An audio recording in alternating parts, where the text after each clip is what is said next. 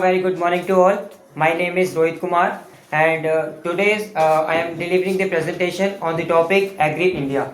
Before starting my topic, there are some general questions which comes in the mind when we talk about the Agri India, such as the role of communication in agriculture sector and the barriers to effective communication in agriculture sector. These are some general questions which covered up in this presentation Agri India. First of all, if I am talking about the introduction, agriculture is the major sector of the India, and it is one of the largest producer of rice, wheat, pulses, and spices and horticulture crops, and ranks among the second globally in overall agricultural production. Now, if I am talking about the role of communication in agriculture sector, first of all, it helps to share information regarding the weather updates, new farming methods, and the market prices. Second thing is that it helps to connect the farmers to the market and sell the product at a better prices. Third thing, if I'm talking about, is the working together. Just like that, if we work together, the individual spark converts into the powerful flame. Just like that, if the farmers, experts, and the government officers, if they work together, they will improve the agriculture sector. And fourth thing, it helps to farmers to use the new methods.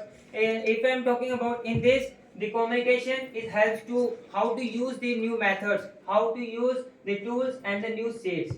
And fifth thing in role of communication is the spreading awareness. In this slide, you can see one of the scheme by the government, that is the Pradhan Mantri Fasal Bima Yojana. Just like that, there are the loans, insurance, subsidies, and the training programs which the communication helps and support the overall growth of the agriculture sector. Now, if I am talking about the barriers to effective communication in agriculture sector, one of the major barriers is the low literacy. In low literacy, there are the farmers which not able to read the pamphlets and the instructions, which makes it harder to share the complex information.